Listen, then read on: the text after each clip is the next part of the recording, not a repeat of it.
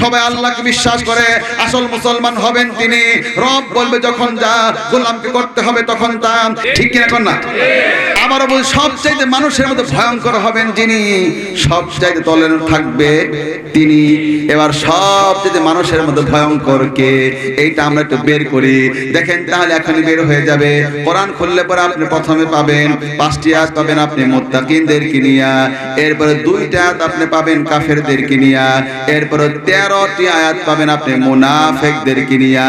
তাহলে ভয়ঙ্কর কে এখনই বের হয়ে আসতেছে। কাফের বুঝাতে মাত্র 2 আয়াত লাগলো, মুনাফিক বুঝাতে 13টা আয়াত লাগলো। এতেই তো প্রমাণ হলো কাফেরের চাইতো মুনাফিক হলো বেশি মারাত্মক। এটা আওয়াজ করে জোরে কন্যা কথাটা ঠিক কিনা? এবার আরেকটা মেসেজ দেখেন, কোরআনে মুনাফিক নামে সূরা আছে, কাফেরের নামে কোরআনুল কারীমে সূরা আছে। কাফেরের নামে যে সূরা মাত্র 3 লাইনে সূরা, যে আপনাদের সামনে বের করে দেই, কুল ইয়া আইয়ুহাল কাফিরুন লা আ'বুদু মা তা'বুদুন। পরে দেখেন মাত্র 3 লাইনে মুনাফিকের নামে কোরআনের মধ্যে একটা সূরা আছে। ওটা 3 লাইন নয়, 6 লাইন নয়, 9 লাইন নয়, 12 লাইন নয়, 15 লাইন নয়, 1.5 পৃষ্ঠা যদি মুনাফিকের নামে সূরা। এতো তো বোঝা যায় কাফের নামে ছোট্ট সূরা, মুনাফিকের নামে বড় সূরা। এতে বোঝা যাচ্ছে মুনাফিক হলো বেশি বড় শয়তান। আরো মেসেজ দেখেন আমার প্রিয় ভাইরা, ইবলিস জাহান্নামে যাবে, নমরুদ জাহান্নামে যাবে, কিন্তু আমরা আবার জানতে চাইলাম সবচেয়ে জাহান্নামের তলদেশটাতে কে থাকবে, কে থাকবে? তখন আবার বলে দিল, শোনো শোনো, জাহান্নামের সবচেয়ে তলে থাকবে কে? ইন্নাল মুনাফিকিনা ফিদ দারকিল আসফালি মিনান নার। জাহান্নামের সবচেয়ে তলদেশটা থাকবে মুনাফিক থাকবে, মুনাফিক থাকবে। তাহলে আমার প্রিয় ভাইরা, এবার মুনাফিক যদি আমি আপনাদেরকে প্রশ্ন করি, এখান থেকে একজন দাঁড়ায় প্রশ্ন করলো, হুজুর আমি হিন্দু দেখতে চাই। তারা আমি বলবো আপনি ইন্ডিয়া চলে যান, হিন্দুর কোনো অভাব নাই। শেষ থেকে একজন বলল আমি খ্রিস্টান দেখতে চাই। তারা আমি বলবো আপনি America, Canada, Denmark, Finland, Hungary, Sweden, Switzerland, Australia চলে যান, সেখানে খ্রিস্টানের কোনো অভাব নাই। এই পাশে একজন দাঁড়ায় বলল আমি আবার বৌদ্ধ দেখতে চাই। তখন তারা বলবো মিয়ানমারে চলে যান, বৌদ্ধের কোনো অভাব নাই। এই পাশ থেকে একজন দাঁড়ায় বলল আমি ইহুদি দেখতে চাই। তারা বলবো আপনি ইসরায়েল চলে যান, সেখানে ইহুদির কোনো অভাব নাই। এবার স্টেজে একজন দাঁড়ায় বলল না, আমি সবচেয়ে মারাত্মক মুনাফিকটা দেখতে চাই। মুনাফিক যখন দেখতে চাইবেন তখন হিন্দুদের মাঝে পাঠালে আমি দেখাতে পারবো না, খ্রিস্টানের মাঝে দেখাতে পারবো না, বৌদ্ধের মাঝে দেখাতে পারবো না। তখন তারা আমাকে বলতে হবে আপনি সৌদি আরবে চলে যান, আপনি কুয়েতে চলে যান, কাতারে চলে যান, পাকিস্তানে চলে যান, বাংলাদেশে চলে যান। এক কথায় মুসলমান থাকবে যেখানে, মুনাফিকটাও থাকবে সেখানে। আওয়াজ করে সবাই বলেন কথা ঠিক কিনা? তাহলে মুনাফিক হলো সবচেয়ে মারাত্মক। এবার মুনাফিক 70 বছর যে পাথরটা পড়েছে ওই নিচে যদি পড়ে যায়, মুনাফিক তো পড়ে যাবে। তাহলে এবার মুনাফিক আপনি উঠবেন কিভাবে? নিজে একটু চিন্তা করে দেখেন, বের হওয়ার কিন্তু সুযোগ নাই। তাহলে আমার প্রিয় ভাইরা, তাহলে আপনারা কি বুঝতে পারলেন? নবীর বাপ কিয়ামতের দিন মুক্তি পাচ্ছে না, নবীর বউরা পর্যন্ত কিয়ামতের দিন মুক্তি পাচ্ছে না। কোরআনুল কারীম আপনি 12 নাম্বার পারার পরে দেখেন, সেইখানে আপনি এমন একজন সন্তানকে পাবেন, নবীর ছেলে কিয়ামতের দিন মুক্তি পাচ্ছে না। নবীর নাম হলো নূহ আলাইহিস সালাম, ছেলেটার নাম হলো কেনান। কিয়ামতের দিন কেনানের কপালে জান্নাতটা জুটবে না। আজ নবীরা বাঁচাতেও চায়। দেখেন, নবীরা যদি চায় এইরকম ব্যক্তিদেরকে তারা বাঁচাবে, তাহলে বাঁচাতে পারবে কিনা এটাও একটু দেখেন আমার প্রিয় ভাইরা। যেমন ইব্রাহিম আলাইহিস সালাম তার বাবাকে বাঁচাতে চাইবে, আল্লাহরকে দোয়া করে বলবে ইয়া রব্বি, আল্লাহু আকবার, আর জোরে করে আল্লাহু আকবার। আমাদের দেশে মানুষ এগুলো বিশ্বাস করে না, তাতে ভালো করে দেখেন। নবী যাচ্ছে বাঁচাতে, এখন আমরা দেখব বাঁচাতে পারবে কিনা। আমি দলিল দিব, পারবে না, পারবে, এটা দলিল দিব। দেখেন ইব্রাহিম আলাইহিস সালাম আল্লাহকে হাত তুলে বলছে ইয়া রব্বি, হে আল্লাহ ইয়া রব্বি ইন্নাকা ওয়া'আদতানি আল্লা তুখজিয়ানি ইয়াওমা ইউবাসুনা ফাআইয়ু খিজিন আখযা মিন আবিল আবাদি। হে রব, আপনি বলেছেন কিয়ামত ইব্রাহিমকে আপনি অপমানিত করবেন না। আজ আমার চোখের সামনে আমার বাবা জাহান্নামে চলে যায়, মেহেরবানি করে আমার বাপকে আপনি মুক্তি দিয়ে দেন। আল্লাহ পাক বলবে ইন্নী হারামতুল জান্নাতা আলাল কাফিরিন, ও ইব্রাহিম আমি কাফেরের জন্য জান্নাত হারাম করে দিয়েছি, সুতরাং তোমার বাপকে জান্নাতটা দিতে পারি না। তুমি নিচের দিকে তাকাও, নিচের দিকে তাকাও। ইব্রাহিম আলাইহিস সালাম নিচের দিকে তাকাবে, মা তাহতা রিজলাইকা ফায়ানজুরু ফাইদা হুয়া বিদিখিন মুলতাতিখিন। নিচের দিকে তাকায় দেখবে তার বাপ আর বাপ নাই, রক্ত মাখা একটা শূকরে পরিণত হয়ে গেছে। নবীর বাপ আজকে শূকর হয়ে গেছে। আল্লাহ পাক বলবেন খুযুহু ফাকুল্লুহু সুম্মাল জাহিমা সাল্লু সুম্মা ফি সিলসিলাতিন দারউহা সাবউনা দিরাআন ফাসলুকু। ও তুমি ওরে ধরো, 70 গজ শিকল দিয়ে বেঁধে তারপরে জাহান্নামে নিয়ে যাও। তাহলে এখানে কি বুঝতে পারলাম? নবী চাচ্ছে তার বাপ ছেলেকে বাঁচাতে, কিন্তু বাঁচাতে পারছে না। এবার নূহ আলাইহিস সালামের দিকে তাকান, নূহ আলাইহিস সালাম চাইবে তার ছেলেকে বাঁচাতে। আপনি কোরআন পড়ে দেখেন, ওখানে বলতে গেলে আমার সময় লেগে যাবে। 52 নাম্বার পারা এই যে বের করলাম, শুধুমাত্র বললাম না, শুধু সময়ের আমি সংক্ষিপ্ত সময় শেষ করে দিব তার কারণে। এবার আসেন আমাদের নবীর দিকে তাকান। আমাদের নবী যাবে তার চাচাকে বাঁচাতে পারবে না। দেখেন নবীর দোয়া করেছিল, তাই কি আয়াত নাজিল হয়ে গিয়েছে। 11 নম্বর পারা 4 নম্বর পৃষ্ঠা। এই যে আপনাদের সামনে খুলি, তারপরে নিজের চোখ দিয়ে দেখে নেন।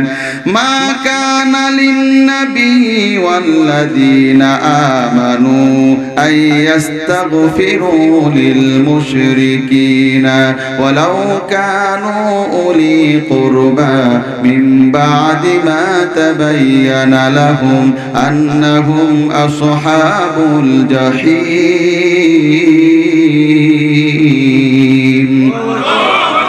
কোন নবীর জন্য শোভনীয় নয়, মুমিনের জন্য কোনো শোভনীয় নয় মুশরিকের জন্য ইস্তেগফার করবে, যদিও সে তার নিকটবর্তী আত্মীয় হয়। যখন এটা পরিষ্কার হয়ে যাবে সে জাহান্নামী।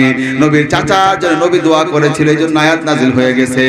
আমি আপনাদেরকে বলবো, কোন মসজিদে নামাজ পড়েন, কোন মসজিদ নামাজ পড়েন, কিন্তু আমি আপনারা দেখাই নবীর মসজিদের মুসল্লি। ওই মুসল্লিকে নবী যে বাঁচাতে চেয়েছিল, কিন্তু বাঁচাতে পারে নাই। তারে বাঁচাতে চাচ্ছে আমার প্রিয় ভাই নবীজির সাহাবী আব্দুল্লাহ। তার ছেলের নাম হলো আব্দুল্লাহ, মারা গেছে যেটা আব্দুল্লাহ। হুজুরকে বল, হুজুর মেহেরবানি করে আপনার জামাটা খুলে দেন, আপনার জামাটা খুলে আমার বাবারে কাফনের কাপড় বানায় দেন। চিন্তা করে দেখেন, নবীর জামা এবার ওই লোকটাকে নবীজি উপহার দিয়ে দিল। নবীর জামা নিয়ে কবরে যাচ্ছে। নবীর জামা কি কোনো সাধারণ কথা? 2 নাম্বার, নবীজি এবার ওই আব্দুল্লাহ বল, হুজুর আপনার মুখের বরকত থুতুটা আমার বাবার মুখের মধ্যে লাগায় দেন। হুজুর বলো, থুতু দিয়া কি হবে? এবার আব্দুল্লাহ বল, হুজুর আমরা তো জানি আপনার থুতুর কত বরকত। ওই যে একবার পথ অতিক্রম করছিলাম, এবার কূপের মধ্যে একটা কূপের দিকে আমরা তাকালাম, সেখানে সামান্য একটু পানি ছিল, তাও আবার লবণাক্ত। আপনি সবাইকে সরিয়ে দিয়ে ওই কূপের মধ্যে একটু আপনি থুতু নিক্ষেপ করলেন, সঙ্গে সঙ্গে কূপের পানিটা মিষ্টি পানি হয়ে গেল। টোটাল কূপটা পানি দিয়ে ভরপুর হয়ে গেল। এটা আওয়াজ দিয়ে সবাই কন্যা সুবহানাল্লাহ। হুজুর আপনারা একটু থুতু লাগায় দেন। আপনারা তো জানেন হযরত আবু বকরকে সাপে কেটেছে, আল্লাহ নবী একটু থুতু লাগায় দিয়েছে, সঙ্গে সঙ্গে সাপের বিষটা পূর্ণ পানি হয়ে গেছে। আমার প্রিয় ভাইরা, হুজুর এবার থুতু লাগায় দিল। এবার 3 নাম্বার বলো, হুজুর মেহেরবানি করে দয়া করে আপনি আমার বাবার জানাজাটা পড়াবেন। হুজুর বলো, ঠিক আছে আমি তোমার বাবার জানাজাটা পড়াবো। 4 নাম্বার বলো, হুজুর মেহেরবানি করে দয়া করে জানাজার পরে সব মানুষগুলি যখন চলে যাবে, আপনি আমার বাবার কবরের পাশে দাঁড়ায়া আল্লাহর কাছে দোয়া করবেন। নবীজি বলল, হ্যাঁ ঠিক আছে আমি দোয়াটাও পর্যন্ত করব। এবার কি আয়াত নাজিল হয়ে গেল যে নিজের চোখ দিয়ে দেখেন। ইস্তাগফির লাহুম আও লা তাস্তাগফির লাহুম ইন তাস্তাগফির লাহুম 70 মাররাতান ফালা ইয়াগফিরাল্লাহু লাহুম। হে নবী, আপনি তার জন্য ক্ষমা চান অথবা ক্ষমা নাই চান, 70 বার যদি আপনি তার জন্য ক্ষমা চান, আল্লাহ পাক আপনার এই মুসল্লির ক্ষমা করবে না।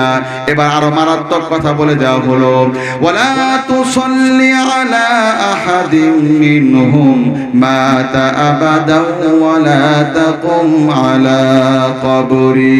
হে নবী, এমন ব্যক্তির জানাজার নামাজ আপনি পড়াবেন না আর তার কবরের পাশে আপনি দাঁড়াবেন না। তাহলে আমার প্রিয় ভাই, আপনারা বুঝতে পারছেন না, নবীর মুসল্লি আল্লাহ তাআলা বলতেছে ওর জানাজা তুমি পড়াবে না, ওর কবরের পাশে তুমি দাঁড়াবে না, ওর জন্য ইস্তিগফার করলে তুমি ক্ষমা হবে না, তুমি দোয়া করলে দোয়া কবুল হবে না। কি বুঝতে পারছেন আমার প্রিয় ভাইরা? নবীর মসজিদে যদি জাহান্নাম খুঁজে পাওয়া যায়, তাহলে আমরা যারা দু একটা ইমামতি করি, আমি তো বলতে পারি নবীর মসজিদে জাহান্নামে খুঁজে পাওয়া যায়, আমাদের মসজিদে যে একটা জাহান্নামে থাকার সম্ভাবনা আছে। আওয়াজ করে বলতে হবে কথাটা, ঠিক কিনা? এখন মসজিদের মধ্যে যদি জাহান্নামে খুঁজে পাওয়া যায়, মসজিদের বাহিরে চায়ের দোকানের অবস্থাটা কি? আর হলের সামনে যারা সিরিয়াল ধরে ওরা তো বিনা হিসাবে তাহলে জান্নাতি। আর নবীজি বলেছে কিয়ামতের আগে মসজিদ ভর্তি মুসল্লি থাকবে, কিন্তু ওই মসজিদে একটাও ঈমানদার থাকবে না। তাহলে এবার আমি কোরআন থেকে একটা জিনিস দেখাবো, আমি এখন একটা মেসেজ দেখাবো, একজন খাঁটি মুসলমান কোরআন থেকে শুধুমাত্র দেখাবো আর বলবো কোরআনে বর্ণিত ওই মুসলমানের মতো মুসলমান হতে পারবেন যিনি, আল্লাহর জান্নাতেও যেতে পারবেন তিনি। আর এখন আমি দেখাবো কোরআনে বর্ণিত ওই মুসলমানের মতো মুসলমান হতে পারবে না যে, আল্লাহর জান্নাতেও যেতে পারবে না সে। তাহলে এখনই প্রমাণ হবে কারা কারা জান্নাতের পথে আমরা যাচ্ছি, জাহান্নামের পথে কারা কারা হাঁটতেছি। আমার সাথে সবাই একটু পড়েন, বের হয়ে গেল। মা কানা ইব্রাহিমু ইয়াহুদিয়াও ওয়ালা নাসরানিয়াও ওয়ালাকিন কানা হানিফাম মুসলিমা। ইব্রাহিম ইহুদি ছিল না, ইব্রাহিম খ্রিস্টান ছিল না, ইব্রাহিম আলাইহিস সালাম ছিলেন হানিফা মুসলিমা। হানিফ মানে হলো খাঁটি, হানিফ মানে হলো নির্ভেজাল। এর অর্থ হলো ইব্রাহিম আলাইহিস সালাম ছিলেন একটা খাঁটি মুসলমান, নির্ভেজাল মুসলমান, পিওর মুসলমান। বাজারে যাবেন আপনি, একজন দোকানদারে বলবেন হুজুর, দোকানদারে বলবেন ও দোকানদার ভাই, এই তোমরা যে জিনিস বিক্রি করতেছ, এই যে খাঁটি সরিষার তেল লিখে রাখছ, তুই এখানে খাঁটি লেখলা কেন? আমি একজন দোকানদারের প্রশ্ন করছিলাম, দোকানদার আমাকে বলল হুজুর বাজারে ভেজাল সরিষা বের হয়েছে যখন, খাঁটি সরিষার তেল লেখার প্রয়োজনটা হয়েছে তখন। লোকটা আমার বুঝাই দিল, বাজারে ভেজাল সরিষা বের হয়েছে যখন, খাঁটি লেখার প্রয়োজনটা হয়েছে তখন। তখন কোরআনটাও আমার বুঝে আসলো। আল্লাহ তাআলা তো জানে বাংলাদেশ নামক একটা ভূখণ্ড 1400 বছর হবে, ওইখানে অসংখ্য ভেজাল মুসলমান দিয়ে ভরে যাবে। এজন্য ইব্রাহিম আলাইহিস সালামকে আল্লাহ খাঁটি মুসলমান বলেছে।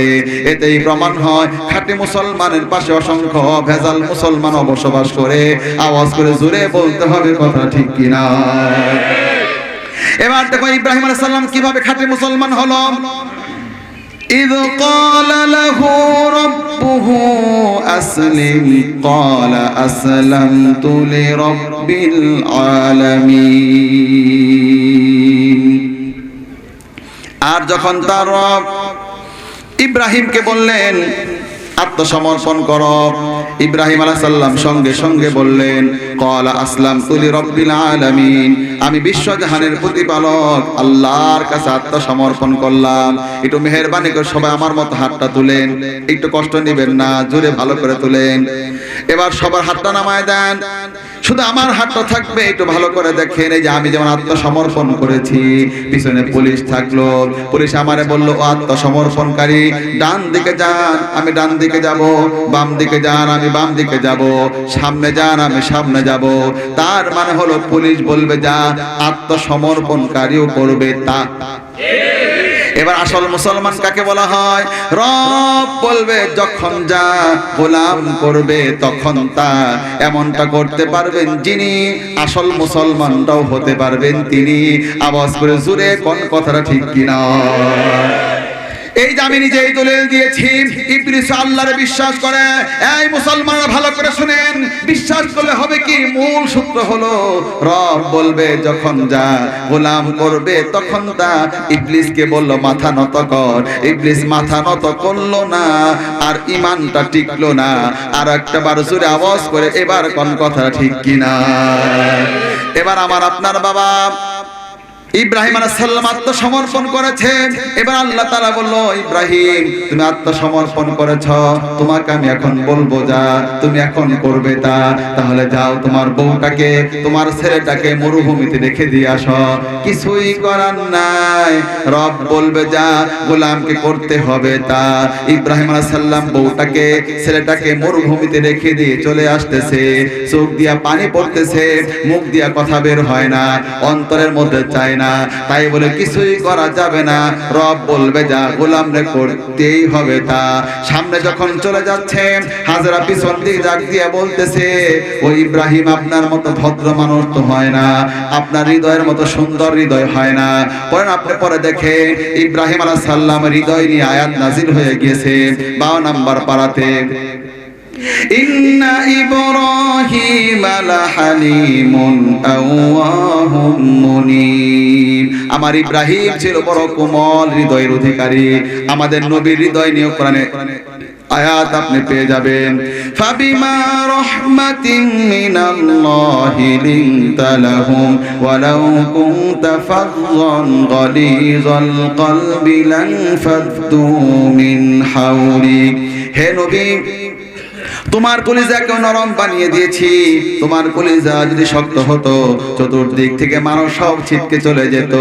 আমাদের নবীর কলিজাটাও নরম। তাহলে এবার ইব্রাহিম আলাইহিস সালাম চলে যাচ্ছে, হাজরা পিছন দিয়ে ডেকে বলল, ও ইব্রাহিম আপনার হৃদয়ের মতো নরম হৃদয় তো হয় না, আপনি এমন মরুভূমিতে আমাদেরকে রেখে গেলেন। আমার সন্তান আমি তো নিশ্চিত মৃত্যুর কোপে পড়ে গেলাম, নিশ্চিত মরে যাব। পানি নাই এখানে, গাছ নাই এখানে, মানুষ নাই এখানে, কিভাবে আমি একজন নারী মানুষ কিভাবে বসবাস করব? ইব্রাহিম আলাইহিস সালামকে বললেন, ও ইব্রাহিম এটা কি আপনার ইচ্ছাই করলেন না কারো হুকুমে আপনি করলেন? ইব্রাহিম আলাইহিস সালাম আঙ্গুলটা উঁচু করে তুলে ধরলেন, আঙ্গুলটা দিয়ে বুঝায় দিলেন, সাত আকাশের উপর থেকে হুকুম এসেছে যা। গোলাম ইব্রাহিম সঙ্গে সঙ্গে মান্য করছে তা, আমার কিছুই করার নাই। হযরত ইব্রাহিম আলাইহিস সালাম বাড়িতে চলে গেল। বাড়িতে যাবার পরে দিন চলে যায়, মাস চলে যায়, সপ্তাহ চলে যায়, বছর চলে যায়। বহু বছর পরে আল্লাহ পাক বললেন, ও ইব্রাহিম যাও যাও, তোমার বউটাকে মারি নাই, তোমার সন্তানটাকে মারি নাই। এবার আমার প্রিয় ভাই ইব্রাহিম আলাইহিস সালাম বহু বছর পরে আসলো। বিকেল বেলা আসলো, রাতের বেলা ঘুম পারলো, স্বপ্নের মধ্যে দেখায় দিল, ইব্রাহিম তোমার ছেলেকে জবে করে দেয়া লাগবে, কিছুই করার নাই। রব বলবে যখন যা, গোলামকে করতে হবে তখন তা। ইব্রাহিম আলাইহিস সালাম এবার তার সকালবেলা উঠে ছেলেকে ডেকে বললেন, ইয়া বুনাইয়া ইন্নী আরা ফিল মানামি আন্নী আযবাহুকা ফানজুর মাযা তারা। হে কলিজার টুকরা সন্তান, আমি দেখলাম তোমাকে আমি জবে করতেছি, তোমার মতামত কি? এবার সন্তানটা মতামত জানিয়ে দিচ্ছে সরাসরি। সবাই বলেন তো, সন্তান হয় দুই রকমের, একটা হয় সুসন্তান আর একটা হয় কুসন্তান। জোরে কোন না ভাই, ঠিক কিনা? এবার ইব্রাহিম আলাইহিস সালাম সুসন্তানটা কি বললেন?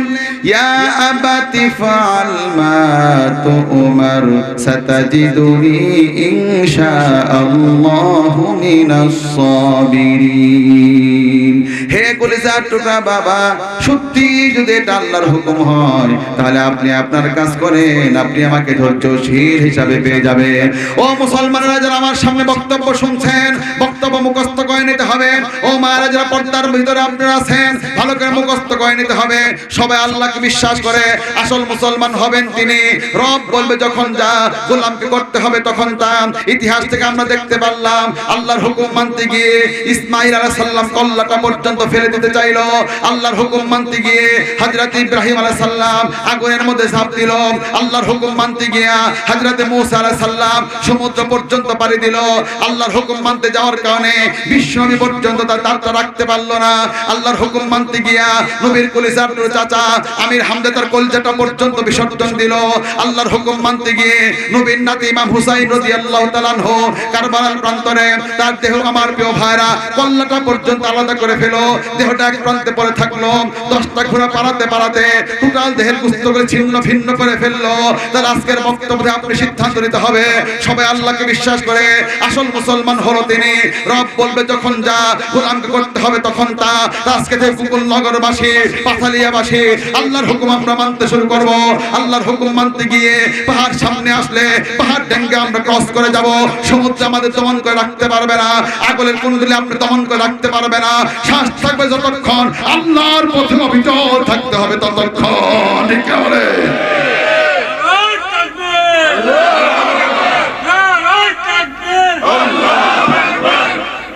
এবার আমি আপনাদেরকে বলবো, আপনারা যারা আমার সামনে আছেন একটু বলেন তো আমার প্রিয় ভাইরা, আপনারা নিজেরাই তো বুঝতে পারলেন। এবার আমি আপনাদেরকে বলবো জান্নাতে যাবেন কিভাবে। নবীর বাপ যদি নবীর অনুসরণ না করে, নবীর বাবাকে আল্লাহ জান্নাত দেয় না। নবীর ছেলে যদি নবীর অনুসরণ না করে, নবীর ছেলেকেও আল্লাহ জান্নাতটা দেয় না। নবীর বউরা যদি নবীর অনুসরণ না করে, নবীর বউদেরকে আল্লাহ জান্নাতটা দেয় না।